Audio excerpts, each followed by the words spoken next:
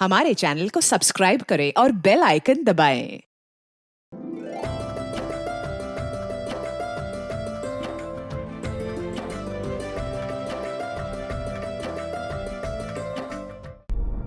कौन था जिसने इस प्रेम कहानी को पूरा होने से पहले ही खत्म कर दिया था? सर, मुझे जिस लड़की का फोन आया था जो अपनी पहचान छुपा रही थी, उसने वो कॉल अहमदाबाद के किसी पीसीओ से किया था। उस लड़के ने ये भी बताया था ना कि जयेश और सोनल अहमदाबाद में? जी सर, और उसने ये भी बताया कि शेखर भाटिया नाम का एक सामाजिक कार्यकर्ता है जो घर से भागे हुए कपल्स की मदद करता है। सोनल और जयेश को रहने के लिए जगह भी शेखर भाटिया ने ही दिलवाई। सोनल, जयेश, आओ। अब ये शेखर भाटिया हमें बता सकता है कि अमित दवे और भावना राठौर कौन है, और अगर उन लोगों ने ही जयेश और सोनल को मारा था तो उनका मकसद क्या था? पारुल, शमशेर से कहो इस शेखर भाटिया का पता लगा है।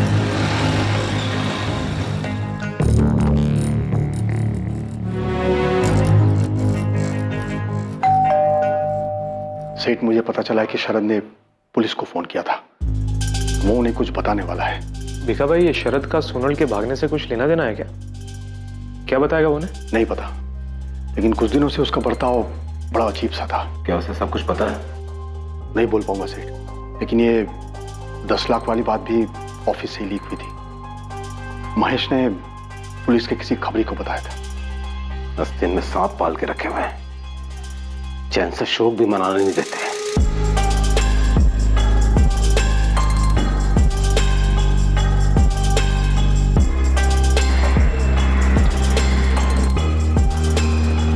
सर, मैं शरद राजपूत। डरो मत, अब तुम सेफ हो। गाड़ी में बैठो।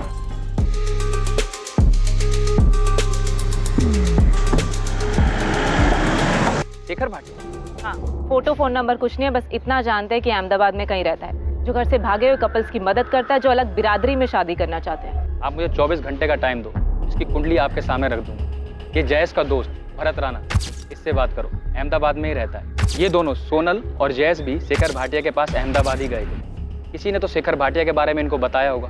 ये शेखर या तो जयेश का दोस्त होगा या तो सोनल की दोस्त शिल्पा या नताशा में से किसी ने इसके बारे में बताया होगा। मैं उनसे बात करती हूँ, तो तब तक शेखर भाटिया को लेकर।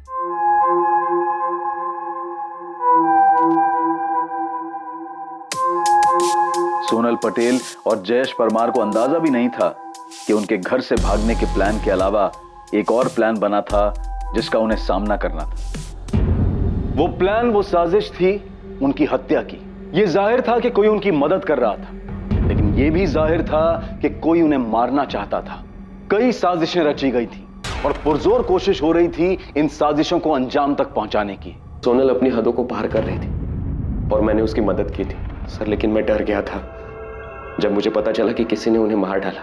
सीधा और साफ बताओ, तुमने सोनल की क्या मदद की थी और किस बात के लिए उसे आगाह किया था? सर, सोनल मुझे राखी बांधती थी, भाई मानती थी मुझे वो। ये सब हम बाद में सुन लेंगे शरद, सीधे पॉइंट पे आओ। 17 अक्टूबर को सोनल ऑफिस आई थी, तब मैंने उसे 10 लाख रुपए चुराते हुए पकड़ लिया था।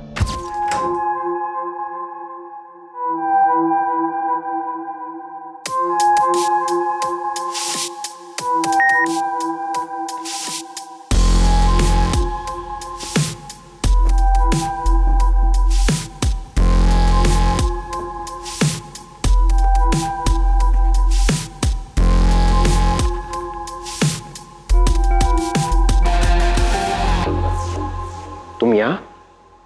और सेठ जी, तुम्हारे पापा कहाँ हैं? भैया वो, और ये क्या कर रही हो तुम? भैया भैया प्लीज मेरी मदद कीजिए। किस चीज में? चोरी करने में? प्लीज, ये मेरी मजबूरी है। मैं अजय से शादी नहीं करना चाहती। क्या? क्यों नहीं करना चाहती?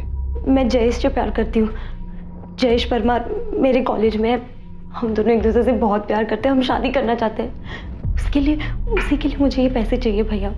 प्लीज मेरी मदद कीजिए, ये मेरी जिंदगी और खुशी का सवाल है। भैया, मैं आपको राखी बांधती हूँ, आप बड़े भाई है मेरे, आप अपनी बहन के लिए इतना नहीं करेंगे? मैं उसके हालात समझ सकता था। अपने पापा के खिलाफ जाने के बाद सोनल के पास भागने के अलावा दूसरा रास्ता भी नहीं था, वरना वो उसे मार देते। ये तो मैं पक्का नहीं कह सकता सर, लेकिन सोनल ने मुझे बताया कि जयेश के बारे में उसने जब घर में बताया तब देवांग सेठ और सभी घर वालों ने जयेश के लिए मना कर दिया था। घर से भागने में तुमने सोनल की मदद की थी? मैंने बस इतनी मदद की कि मैंने किसी को नहीं बताया कि वो कब और कैसे भागने वाली, और उसी ने 10 लाख रुपए चुराए। मैंने सोनल से कहा था कि पहले मैं जयेश से मिलूंगा, और जब मुझे जयेश पर यकीन आ जाएगा तभी मैं उसे 10 लाख रुपए लेकर जयेश के साथ भागने दूंगा। भैया, मैं सोनल को हमेशा खुश रखूंगा। जयेश, तुम्हारे घर वालों को तुम्हारी इस प्लानिंग के बारे में पता है? नहीं, मैंने अभी तक किसी को कुछ नहीं बताया। जा कहाँ रहे हो तुम लोग? भैया, हम पहले यहाँ से सूरत जा रहे हैं और फिर उसके बाद फिर मैं वहाँ से पापा को फ़ोन करूँगी और ये बताऊँगी कि हम दिल्ली में हैं, ताकि वो हमें ढूंढ नहीं पाए। पर तुम लोग सूरत क्या करने जा रहे हो? हमारा एक प्लान बना है सूरत में, वहाँ पर बात हुई है किसी से। देखो, मैं समझ सकता हूँ, तुम जो चाहते हो इसमें कुछ गलत नहीं है, और तुम दोनों बालिग हो, तो इसलिए तुम्हें कोई रोक भी नहीं सकता। हाँ, लेकिन अगर तुम लोग किसी प्रॉब्लम या मुसीबत में फंस जाओ तो फौरन वहां से निकल जाना। और सोनल, तुम मुझे कभी भी फोन कर सकती हो। हाँ, थैंक यू भैया। फिर वो चले गए। प्लान के मुताबिक सोनल ने सेठ को बताया कि वो दिल्ली में। अहमदाबाद के बारे में तो मुझे आइडिया भी नहीं था। सर, उनके जाने के बाद उन्होंने मुझे कभी फोन नहीं किया। सर, मेरे अलावा कोई और भी है जो उनकी मदद कर रहा था, और उसी से ये अहमदाबाद वाली बात बाहर निकली होगी, जिसके बाद दोनों मारे गए। तुम्हें पता है सोनल के पापा और भाई ने उन दोनों को मारा है, तो आधी कहानी बताने का कोई मतलब नहीं बनता। शरद, कैसे मारा? सर, कैसे ये तो मुझे नहीं पता, लेकिन मुझे भी लगता है कि उन्होंने ही मारा होगा। सर, स्कूटर के चक्कर में आपने उन्हें बताया कि वो दिल्ली में नहीं सूरत में है। असल में आप लोगों ने जयेश और सोनल की जान खतरे में डाल दी। सर, सोनल के पापा बहुत बड़े आदमी हैं, उन्होंने ही दोनों को मार डाला, तो मुझे भी मार डालेंगे। सर, प्लीज प्लीज मुझे बचाइए। हमने सोनल के घर वालों को बताया कि वो दिल्ली में नहीं सूरत में है। इसी से देवांग पटेल और योगेश ने उनका पता लगाया और उन दोनों को मार डाला। सर, हमने तो सिर्फ इतना बताया था कि फोन सूरत से आया था। अब वो दोनों अहमदाबाद में किसी शेखर भाटिया के वहाँ छुपे बैठे, ये तो हमें भी नहीं पता था। और सर, वैसे भी अगर देवांग पटेल को सोनल को मरवाना ही था तो उसे कॉल रिकॉर्ड चेक करके भी पता चल सकता था। कॉल रिकॉर्ड्स निकलवाने में वक्त लगता, तब तक सोनल और जयेश को बचने का मौका मिल जाता। नहीं सर, मुझे नहीं लगता। हमने सूरत कहा था, अहमदाबाद के बारे में कैसे पता चला? सर, मेरी सोनल की फ्रेंड नताशा से बात हुई। उसने बताया कि सोनल के भाई योगेश ने उसे डरा धमकाकर ये उगलवा लिया कि सोनल और जयेश अहमदाबाद में छिपे थे। और योगेश ने ये तब पूछा जब हमने उन्हें बताया कि सोनल ने फोन दिल्ली से नहीं बल्कि सूरत से किया था। सोनल और योगेश हमारी वजह से मारे गए। नताशा, क्या सोनल के भाई और पापा ने किसी को भेजा था उनका मर्डर करने के लिए? पता नहीं सर, लेकिन जब पता चला कि सोनल ने फ़ोन दिल्ली नहीं बल्कि सूरत से किया था, तो योगेश भैया कॉलेज आए थे मुझसे बात करने, और वो बहुत दबाव डालने लगे मुझ पे। नताशा को इस सब के बारे में बिल्कुल भी नहीं पता था कि सोनल और जयेश के साथ ऐसा भी कुछ हो जाएगा। नताशा, हम उन्हें कुछ नहीं करेंगे, तुम सिर्फ इतना बताओ कि सोनल है कहाँ। देखो, सोनल स्मार्ट है, पर इतनी नहीं कि अकेले ही सब कुछ करा। कौन हेल्प कर रहा है उनकी? देखो, अगर सोनल को कुछ भी हुआ ना तो तुम भी प्रॉब्लम में आ जाओगी, इसलिए बताओ कहाँ है वो? वो अहमदाबाद में है। अहमदाबाद में कहाँ है? नहीं पता भैया, पर इतना ही बताया था कि उन्हें अहमदाबाद में छुपने के लिए एक सेफ जगह मिल गई है। हाँ यार, मैंने सब कुछ सोच लिया है। पर तुम दोनों जाओगे कहाँ और रहोगे कहाँ? अहमदाबाद में। अहमदाबाद में कहाँ? है एक जगह जयेश ने ढूंढी है। पर सोनल, उसके बाद का क्या? कब तक भागते रहोगे तुम दोनों ऐसे? इतने पैसे तो लेकर जाएंगे ही कि कुछ दिन और कुछ महीनों तक चुपके रह सके। और इतने पैसे आएंगे कहाँ से? पापा के ऑफिस से। अरे नहीं नहीं नहीं, वो 10 लाख को रख लो, नहीं तो पता चला एक साथ पेमेंट लेने के चक्कर में ये 10 भी गए और महीनों तक चक्कर काटते रहेंगे हम। और सुनो, आज और कल जो है मैं वो साइट पे रहूंगा, तो ये पैसे जो है वो केबिन में रखवा देना, ठीक है? कल 17 अक्टूबर है। मैं पापा के ऑफिस से 10 लाख उठाऊंगी, उसके बाद मैं और जयेश यहाँ से दूर भाग जाएंगे और शादी करके अपना घर बनाएंगे। मुझे बहुत गिल्ट फील हो रहा है, मेरी वजह से योगेश भैया को पता चला कि वो दोनों अहमदाबाद में है। क्या तुम्हारे अलावा भी किसी को पता था कि वो दोनों अहमदाबाद में? नताशा, इस पूरी प्लानिंग में कोई और भी था उनके साथ? मुझे नहीं पता मैम, मुझे तो बस उतना ही पता है जितना सोनल ने मुझे बताया था। साहब, आप देवांग और उसके बेटे को खाली उठाना मत, उनको खूब तोड़ना, खूब मारना उनको। उन्होंने मेरे बेटे को मारा है। अगर उन्हें सजा देनी ही थी तो अपनी बेटी को देते, हमारे बेटे को क्यों मारा?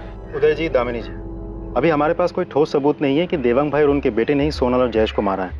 हम पूछताछ कर रहे हैं। अभी हमें सिर्फ इतना पता चला है कि सोनल और जयेश अहमदाबाद में कहाँ रहते थे। हम हर एक पहलू पे नजर रखे हुए हैं। जयेश को इंसाफ मिलेगा, सोनल को भी। सर मुझे लगता है मुझसे बहुत बड़ी गलती हो गई। आप सही कह रहे थे, दोनों बालिके अपनी जिंदगी जीना चाहते हैं, जीने दो। मैंने फिजूल में इस केस को खोला। पारुल, अब ये सोचने का कोई फायदा नहीं कि हमें क्या करना चाहिए था क्या नहीं।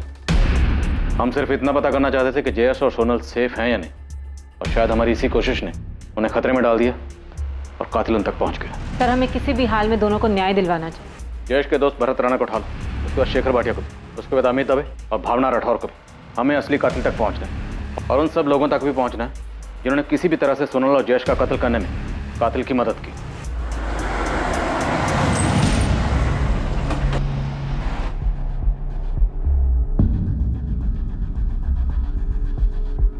शेखर भाटिया जी, आप कौन? शेखर जी, राजकोट में पुलिस आपको ढूंढ रही है। क्यों, किस लिए? सोनल पटेल और जयेश परमार के लिए। सोनल और जयेश? क्या हुआ उन दोनों को? उन दोनों का मर्डर हो चुका है। गांधीनगर में उन दोनों की जली हुई बॉडी मिली है। क्या? काश जयेश मेरे पास आया होता, काश उसने मुझे बताया होता कि मैं ऐसा कुछ करने के बारे में सोच रहा है। सच में भरत, उसने तुम्हें कुछ नहीं बताया? बताया होता तो मैं उसे ऐसा कुछ करने ही नहीं देता ना। मैडम, जयेश अपनी माँ बाप की इकलौती औलाद था। मेरी तरह बहुत गरीब परिवार से था। उसके माँ बाप ने कितने सपने देखे थे उसके लिए। पढ़ाई में अच्छा था, ये बनना चाहता था। यानी सब क्या? भरत, हम सिर्फ ये जानना चाहते हैं कि सोनल और जयेश शेखर भाटिया तक कैसे पहुंचे, और अगर सोनल के भाई और बाप ने उन दोनों का मर्डर किया है तो वो उन दोनों तक कैसे पहुंचे और उन दोनों को कैसे मारा। आप बताइए, मैं आपकी मदद कैसे करूं जबकि मुझे कुछ भी नहीं पता है सिवाय इसके कि वो मेरा अच्छा दोस्त था। मुझे तो उस पर दुख कम गुस्सा ज्यादा आ रहा है। फाइनल ईयर में था, ये बन जाता अगले साल तक।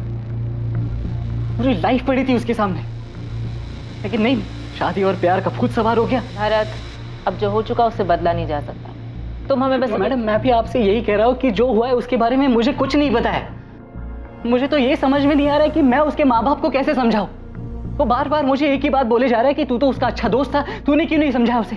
अब मैडम, मैं उसे कैसे समझाता, क्योंकि जयेश ने मुझे कुछ बताया नहीं इसके बारे में। अगर बताया होता ना तो उसको 2 थप्पड़ लगा देता, सारा ये प्यार और शादी का भूत उतार देता। भरत,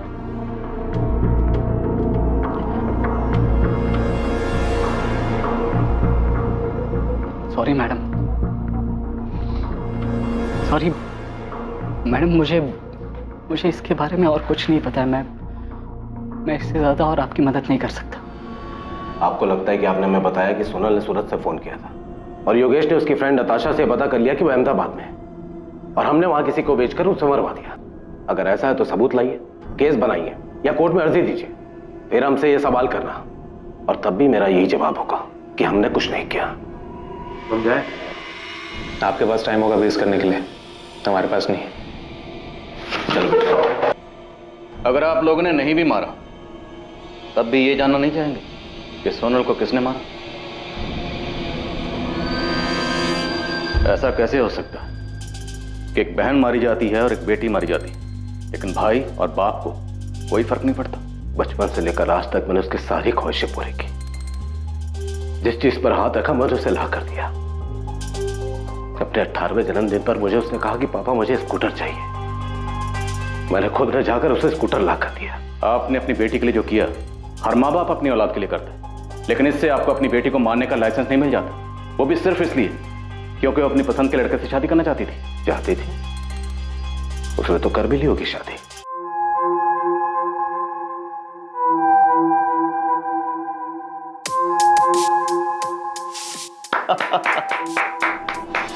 हम उसे सिर्फ इसलिए ढूंढ रहे थे ताकि उसे ये बोल सकें कि उसने जो कुछ किया है ठीक है। अब उसे हमसे ऐसे भागने की या छिपने की कोई जरूरत नहीं। और आप लोगों को लगता है कि मैं आप लोगों की इन बातों पे यकीन कर रहा हूं क्योंकि इसके अलावा आपके पास और कोई चॉइस नहीं है, वरना साबित करो कि सोनल और जयेश को हमने मारा है।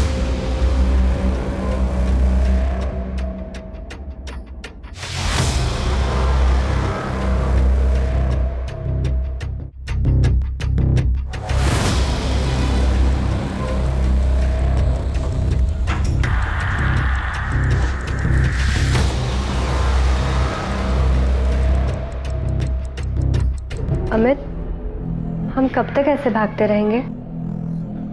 भावना, बस कुछ दिन और। अमित, मुझे लगता है हमें यहाँ से कहीं दूर चले जाना चाहिए। अपने नाम बदल लेने चाहिए ताकि कोई हम तक पहुंच ही ना पाए। अगर जरूरत पड़ी ना तो वो भी करेंगे, लेकिन अभी के लिए यहाँ पर थोड़ा रुकते हैं, थोड़ा आराम करते हैं, उसके बाद आगे की सोचते हैं।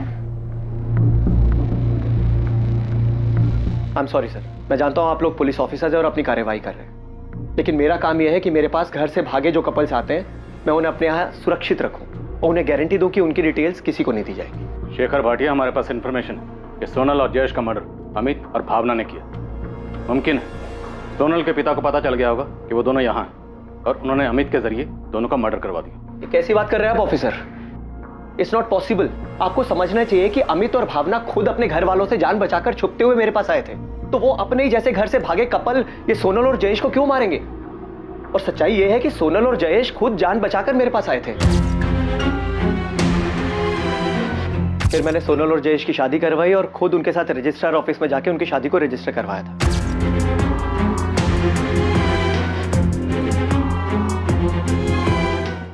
सर 19 अक्टूबर से 2 नवंबर पूरे 2 हफ्ते वो यहीं पर मेरे दिए रूम में रहे, और जब वो यहाँ से जाने लगे तो मैंने उनसे पूछा भी था कि क्या उन्हें पूरा यकीन है कि यहाँ से बाहर जाकर वो लोग सेफ रहेंगे, क्योंकि पता नहीं क्यों मुझे उनके लिए डर था। मेरी पापा से बात हुई है, वो जयेश से मिलना चाहते हैं। उन्हें हमारी शादी से कोई प्रॉब्लम नहीं है। भैया हम यही तो चाहते थे कि सोनल के घर वाले हमें एक्सेप्ट कर ले। सोनल के पापा का इतनी जल्दी तुम्हारे रिश्ते को एक्सेप्ट करना बहुत अजीब लग रहा है मुझे। भैया वो मेरे पापा हैं। बिल्कुल सोनल, वो तुम्हारे पापा हैं, इसीलिए कह रहा हूँ। मैंने बहुत से केसेस में देखा है कि देखो, मैं नहीं चाहता तुम दोनों के साथ कुछ भी ऊंच नीच हो। भैया मैं आपका डर समझ सकता हूँ, लेकिन आप चिंता मत करो, ऐसा कुछ भी नहीं होगा। आप हमें जाने दो, और आपने हमारे लिए जो कुछ भी किया है हम वो कभी नहीं भूल पाएंगे। हाँ भैया, और अब तो पापा और भैया दोनों मान गए हैं।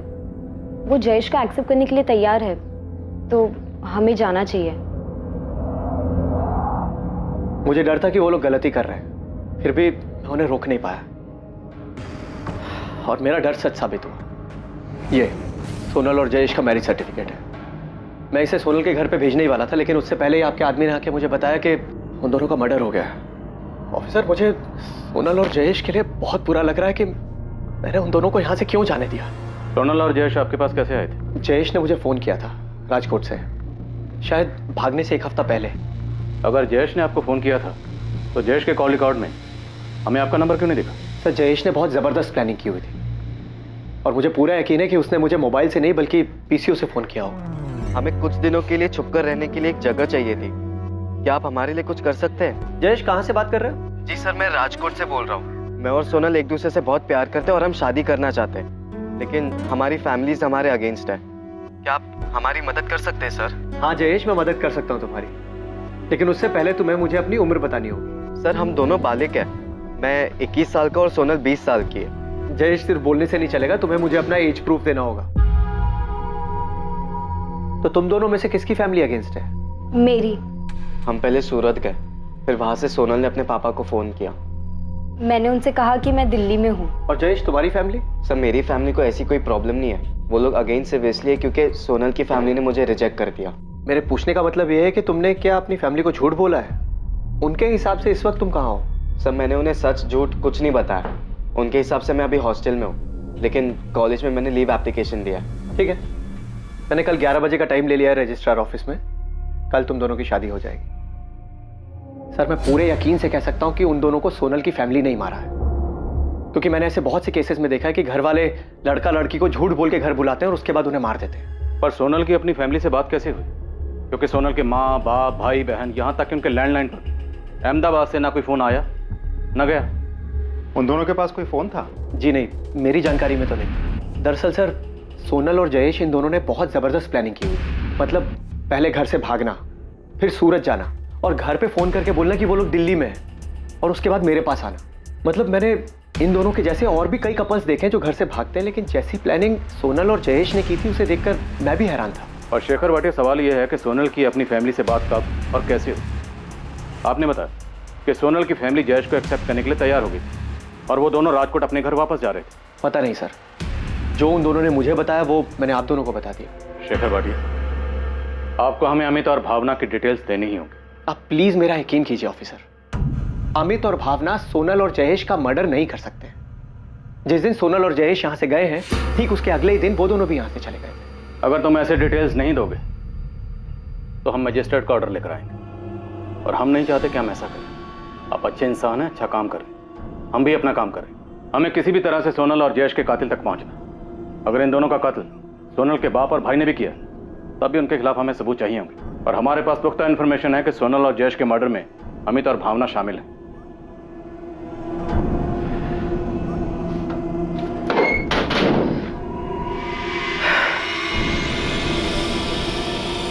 ये लीजिए,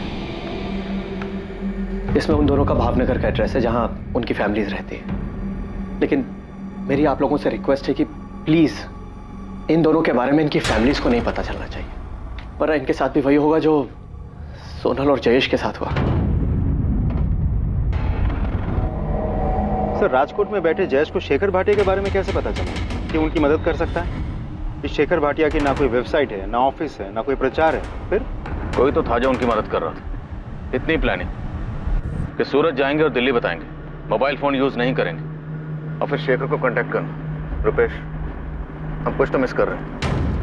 सोनल और जयेश के लिए हम जिम्मेदार हैं। हमसे ही सोनल के पापा और भाई को पता चला कि फोन दिल्ली से नहीं सूरत से आया था। नहीं सर, आप फिजूल में अपने आप को जिम्मेदार ठहरा रहे हैं। मुझे लगता है ये सारा प्लान पहले ही बन चुका था। उनके घर से भागने के बाद ही उनका मर्डर, सब कुछ। सर, मुझे ये समझ में नहीं आ रहा है, सोनल ने अहमदाबाद से अपने पापा के साथ कब और कैसे बात की? शरद राज ये सामने से कबूल करने आया था। कहीं इंफॉर्मेशन के नाम पर इसने हमें घुमा तो नहीं दिया? मैं आपको घुमाऊंगा? तुम्हारी बहन जैसी सोनल को तूने 10 लाख लेके जाने दी, पर ये नहीं पूछा कि कहाँ जा रही है? मैंने नहीं पूछा सर, क्योंकि मैं ऐसी बात जानना ही नहीं चाहता था जो मुझे मजबूरी में किसी को बतानी पड़े, जिसकी वजह से सोनल मुसीबत में आ पड़े। जयेश परमार अहमदाबाद के शेखर भाटिया को कैसे जानता था? मैं किसी शेखर भाटिया को नहीं जानता। शेखर भाटिया? ये कौन है? तुम्हारे जैसे घर से भागने वालों की मदद करते हैं। शादी, मैरिज सर्टिफिकेट से लेकर चुप कर रहने की जगह तक का इंतजाम कर देगा। फोन कर लेना इसे। नहीं मैम, मैं किसी शेखर भाटिया को नहीं जानती। मैम, मुझे भी नहीं पता कि ये कौन है। राजकोट में कोई है जिसने सोनल और जयेश की मदद की हो, जिसने उनका अहमदाबाद में शेखर भाटिया से कांटेक्ट करवाया हो? मैम, वो एक्चुअली सोनल अपनी भाभी प्रिया से बहुत क्लोज थी और वो उनसे सब शेयर करती थी। माँ, चाय। और मैम, हो सकता है कि प्रिया भाभी ने उसकी हेल्प की हो। हाँ मैम, पॉसिबल है कि मुझसे पता लगाने के बाद कि सोनल अहमदाबाद में है, योगेश भैया ने प्रिया भाभी से भी पूछा हो। सोनल कहाँ है प्रिया? मुझे नहीं पता, उसने मुझे कुछ बताया भी नहीं था, और मुझे नहीं पता था वो इस तरह से घर छोड़ के भागने वाली है। अगर तुमने उसकी मदद की है तो इसमें कुछ गलत नहीं है, बस हमें अब उसे घर वापस ले आना चाहिए। तुम देख ही रही हो, मैं और पापा जयेश को एक्सेप्ट करने के लिए रेडी हैं। बोलो प्रिया, कहाँ है सोनल?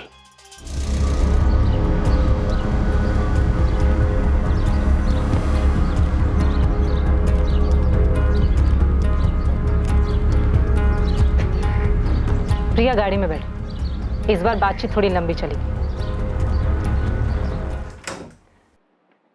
सेठ, अंदर आ जाओ। हाँ। सेठ, आज सुबह पुलिस वाले मुझे पूछताछ के लिए लेके गए थे। 36 तरीके से 36 सवाल पूछा उन्होंने। ये भी पूछा कि आपके और योगेश के पास कोई दूसरा नंबर है क्या।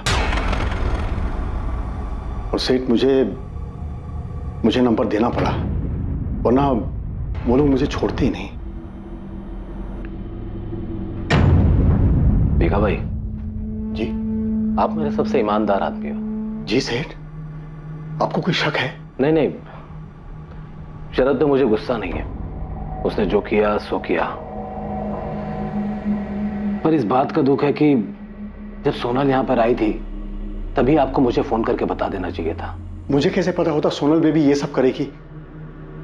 वो आपकी लाडली भी थी। अगर उसने कहा कि उसे आराम करना है, केबिन खोल दो, तो मैं मना कैसे कर सकता सेठ?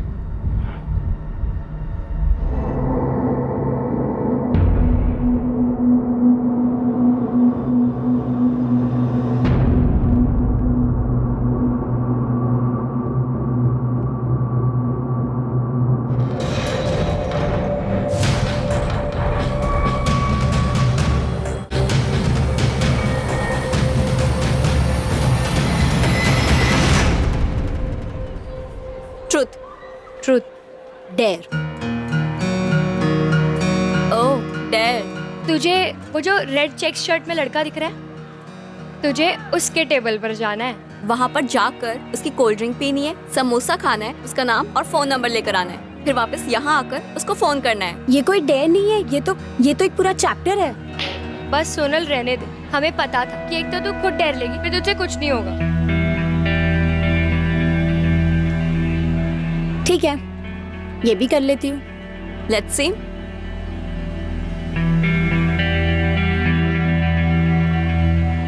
हाय, आई एम सोनल। अरे मैंने अपना नाम बताया, तुम भी बताओ। क्यों? क्योंकि मैं पूछ रही हूँ।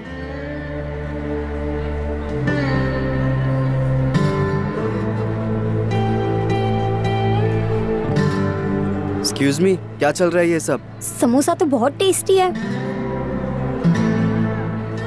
तुम जो ये अपना समझ के खा रही हो ना, इसके मैंने पैसे भरे, फ्री का नहीं है ये। एक काम करो, काउंटर पे जाओ, एक और कोल्ड ड्रिंक और समोसा ऑर्डर करो और सोनल का नाम ले लेना, तुमसे पैसे नहीं पूछेंगे। थैंक यू, बट नहीं चाहिए। तुम ये भी खा लो और ये भी पी लो। अरे अब हेलो, अब तक तो बेसिक इंट्रो भी नहीं हुआ, अपना नाम तो बताओ। क्यों बताऊं मैं तुम्हें अपना नाम? कौन हो तुम? अभी तो अंदर बताया, मेरा नाम सोनल है। अच्छा, एक्चुअली ना मुझे ना डेयर मिली थी, प्लीज अपना नाम और नंबर दे दो, वरना मेरी दोस्त ना मेरा जीना मुश्किल कर देंगे। मैं ना ही तुमको अपना नाम बता रहा हूँ और ना ही मैं तुमको अपना नंबर दूंगा। अरे प्लीज टेंशन मत लो, मैं तुम्हें क्रेडिट कार्ड बेचने के लिए फोन नहीं करूंगी, दे दो ना नंबर। समोसा और कोल्ड ड्रिंक तो तुमने देख लिया, नाम जयेश परमार और ये है उसका फोन नंबर।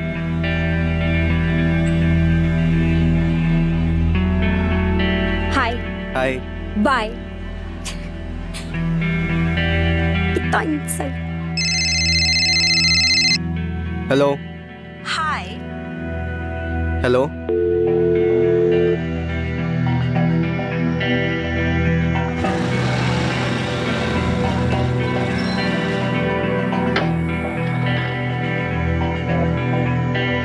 मैंने तुम्हें अपना फोन नंबर दिया तो तुम रोज रोज ऐसे कॉल करके परेशान करोगी? मैं तो सिर्फ हाय बोलने के लिए कॉल करती हूँ, अब तुम्हें हाय बोलना भी परेशानी लगती है? नहीं, पर हाय बोल के कॉल काट क्यों देती हो? क्योंकि मुझे सिर्फ उतना ही बोलना होता है।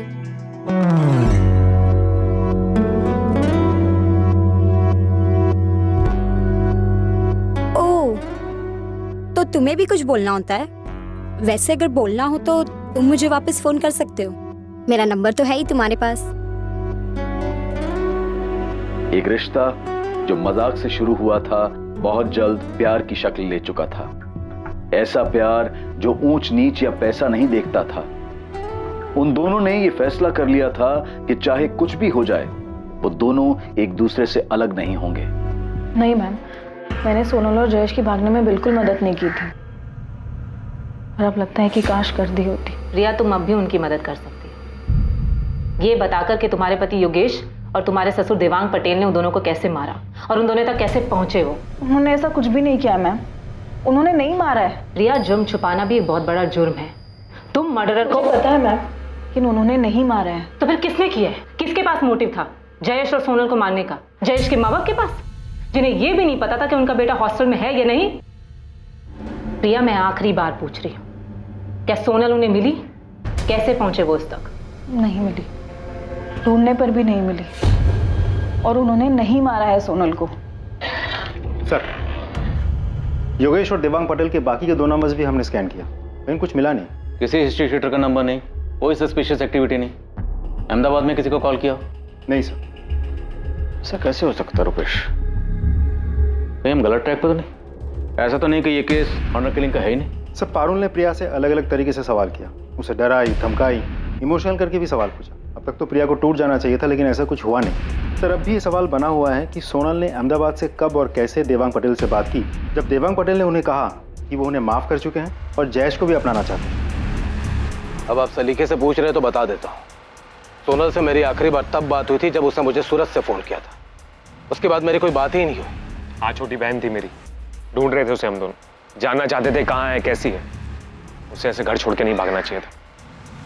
बाप हूं मैं उसका, जल्लाद नहीं। प्यार करता था मैं उससे।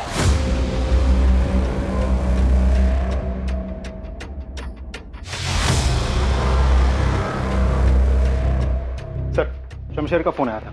उसने भावनगर में अमित के किसी दोस्त के जरिए अमित दवे और भावना राठौर का पता लगा लिया है। कहाँ है वो दोनों? अहमदाबाद के किसी लॉज में छुपे बैठे हैं। क्या सोनल और जयेश की हत्या वाकई इतनी सफाई से की गई थी कि पुलिस को उनके हत्यारे के खिलाफ कोई सबूत नहीं मिलने वाला था? क्या अमित और भावना इस हत्याकांड की सच्चाई को रोशनी में लाने वाले थे? क्या उन दोनों ने ही सोनल और जयेश के कत्ल की साजिश रची थी?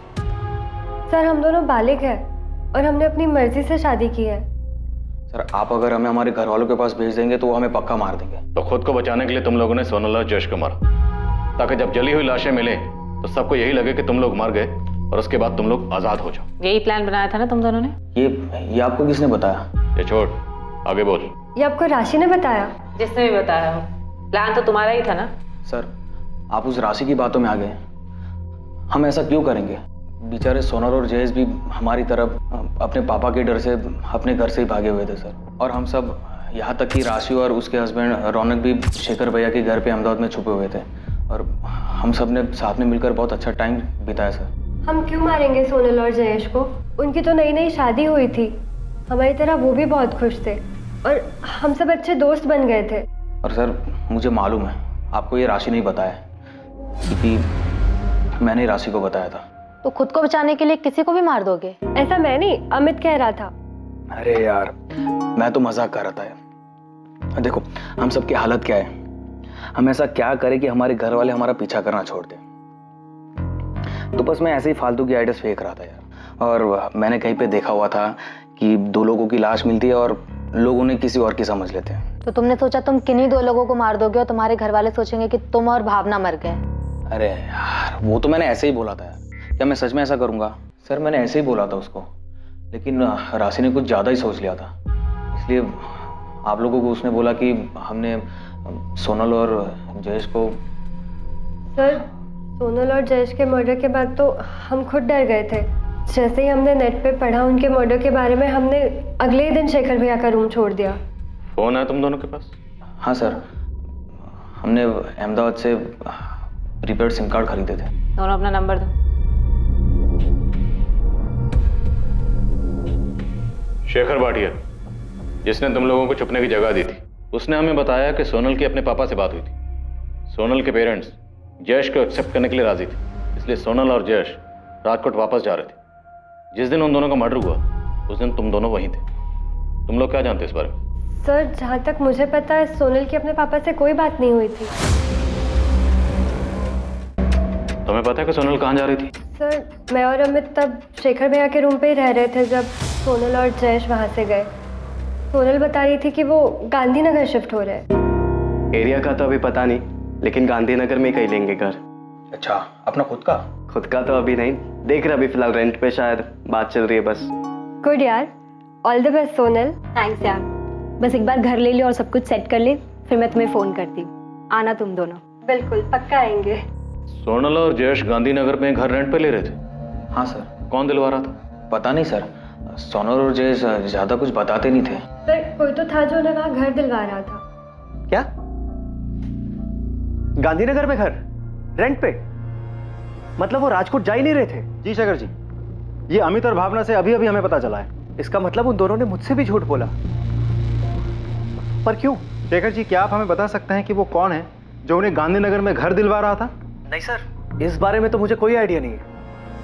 बल्कि अगर मुझे पहले से पता होता तो मैं खुद वहां जाकर चेक करता कि वहां सब ठीक है कि नहीं। उन्हें इस तरह से अपनी जिंदगी खतरे में नहीं डालने देता सर। एक मिनट भावना, तुमने अभी कहा कि वो गांधीनगर में शिफ्ट करने के बाद तुम्हें कॉल करने वाली थी। बस एक बार घर ले लियो और सब कुछ सेट कर ले, फिर मैं तुम्हें फोन करती हूँ। हाँ, उसने कहा था वो कॉल करेगी।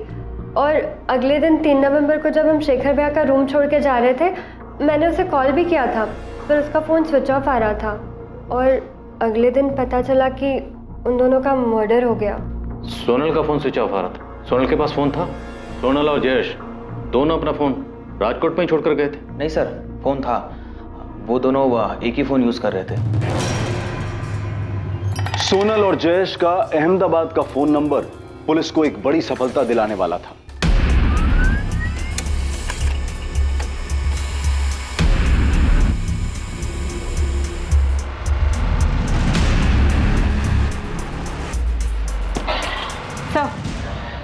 पास जो नंबर था वो जयेश परमार के नाम पर प्रीपेड सिम था। कॉल रिकॉर्ड से कुछ डिटेल? ये सर लास्ट पेज पर है। उस रिकॉर्ड से हमें एक अहमदाबाद का नंबर मिला जिस पर रेगुलर बात हो रही थी। और अभी ये नंबर स्विच ऑफ? जी सर, डिटेल मंगवाई है, जल्दी आ जाएगी। अब ये नंबर ही इस केस की बिखरी कड़ियाँ जोड़ेगा। जितनी जल्दी हो सके इस नंबर की डिटेल्स मंगवाओ।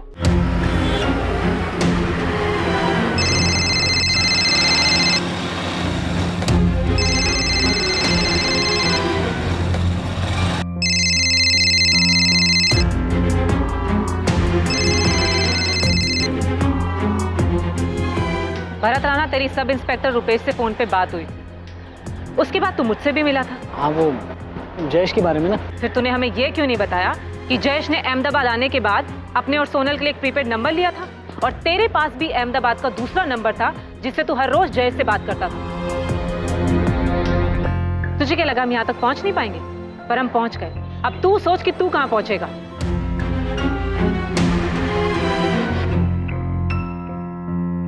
भागने की सोचना भी मत, कोई चांस नहीं।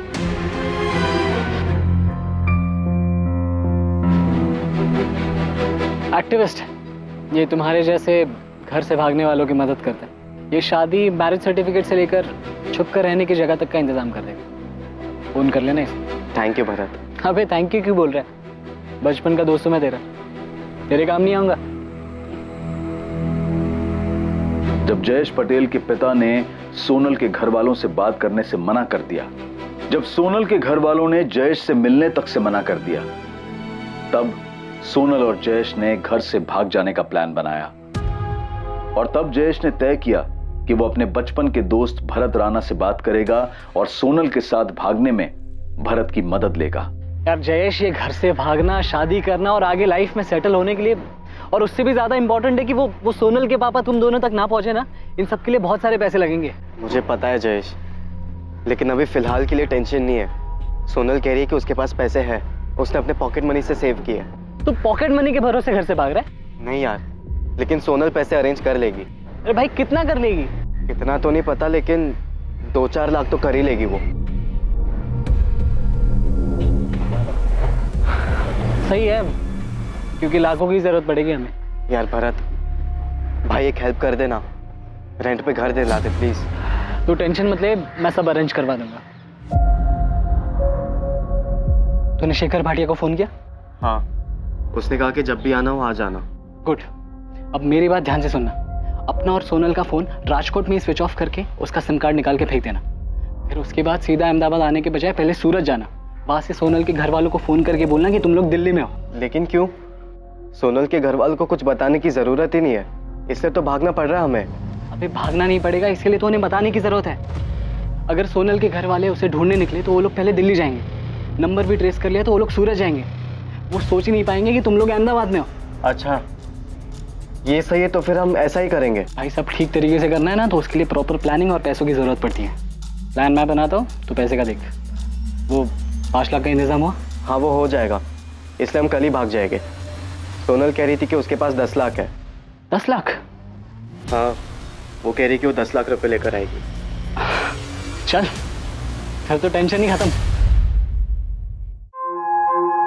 सोनल और जयेश को अंदाजा भी नहीं था कि घर से भागने के उनके प्लान के अलावा एक और प्लान बना था, उन्हें लूटने का और शायद उन्हें मारने का भी।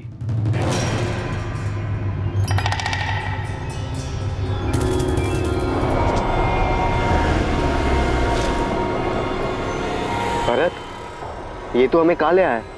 यहाँ पर मुझे कोई भी घर दिखाई नहीं दे रहा है। कैसे नहीं दिखाई दे रहा? कितना बड़ा घर है देख। यहाँ पे सिर्फ तुम दोनों ही रहोगे और कोई नहीं आएगा यहाँ।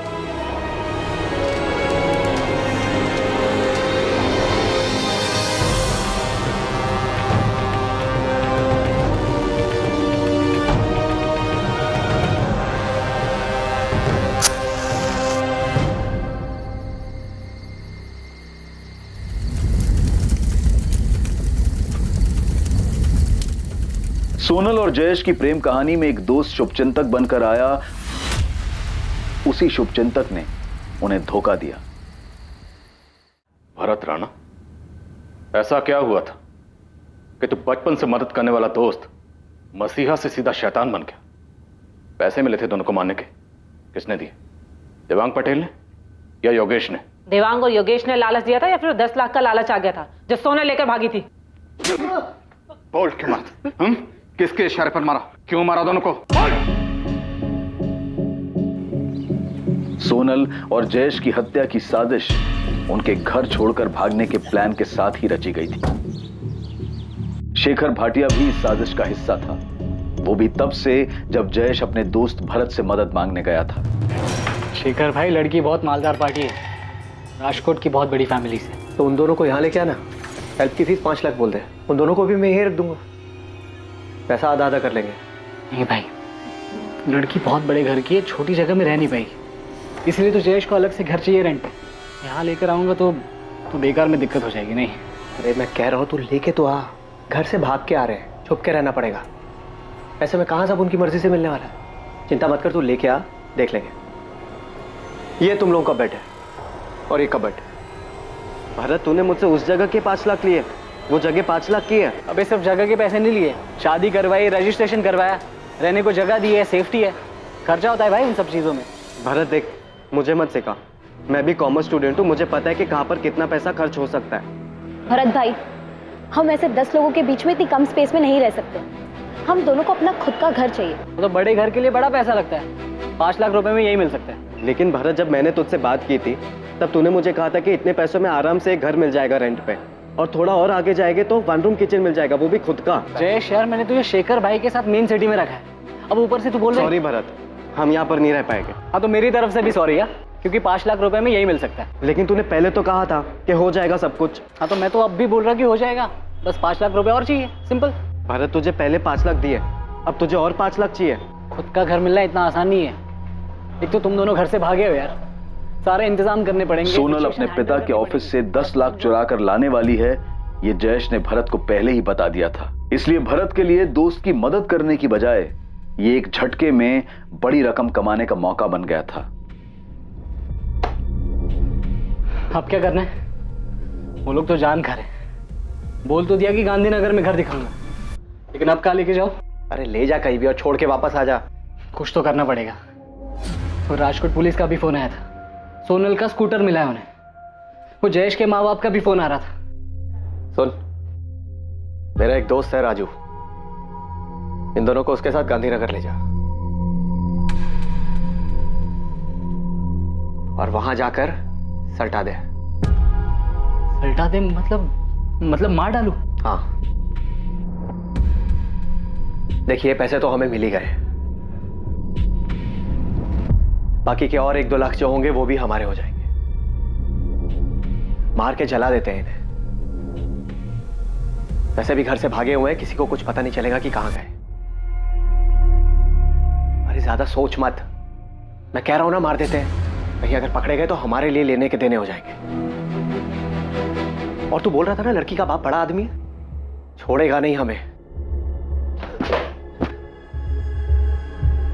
आओ मिस्टर एक्टिविस्ट, अच्छी एक्टिविटी की तूने, बाहर से प्रोटेक्शन देने के नाम पर खुद ही लोगों की जान ले रहा था। इससे पहले ऐसे और कितने मजबूर लोगों को ठगा और मारा है तूने? किसी को नहीं सर, बस पहली बार हुआ ये, एक साथ इतने पैसे देखकर फिसल गया था मैं। तो मासूम लोगों की जान ले ली, जान लेने के बाद उनको जला दिया और बोल रहा फिसल गया। रुपेश, दोनों की ऐसी कुटाई करना कि इनकी चीखें मेरे केबिन तक सुनाई दे। एक साला बचपन का दोस्त, सोशल एक्टिविस्ट, साला जान बचाने के नाम पर लोगों की जान लेता है।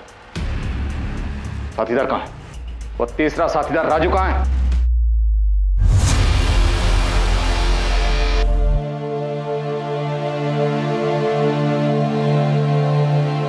इस प्रेम कहानी में प्रेमियों का घर से भाग जाना तो था, पर ऑनर किलिंग यानी कि सम्मान के लिए की गई हत्या जैसा कुछ भी नहीं था। 2 युवा प्रेमियों के परिवार वाले उनके घर से भाग जाने की प्लानिंग से अनजान थे इस बात से कि एक दोस्त ने पैसों के लालच में उनके बच्चों को मारने का प्लान बनाया था।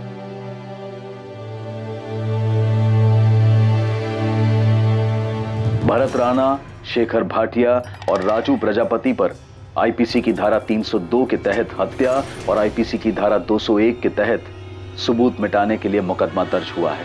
भरत ने सोनल और जयेश की बॉडी से वो हर चीज निकाल ली जिससे उनकी पहचान हो सके, लेकिन सोनल की उंगली में मिली उस जली हुई अंगूठी ने उन्हें पहचान दिलाई। ठीक वैसे ही जैसे रूटीन चेकिंग में सोनल के स्कूटर ने इस मर्डर केस का खुलासा किया था। लालच और भरोसा, ये दोनों एक दूसरे के विपरीत गुण हैं। अपने किसी करीबी को देखकर भी पता लगाना मुश्किल है कि उसके मन में क्या चल रहा है। इसलिए जब भी किसी को अपनी जिंदगी, अपना पैसा या फिर कोई अहम जिम्मेदारी दें तो सतर्क रहें। अब मैं अनूप सोनी आपसे विदा लेता हूं। कल कौन बनेगा करोड़पति के करमवीर एपिसोड के बाद आपसे फिर मुलाकात होगी एक और नए केस के साथ। और याद रखें, क्राइम और आपके बीच में सिर्फ इतना फर्क है कि आप कितने सतर्क हैं। सतर्क रहें, सुरक्षित रहें। जय Hind. For more updates, subscribe to our channel, click the show links and enjoy watching the videos.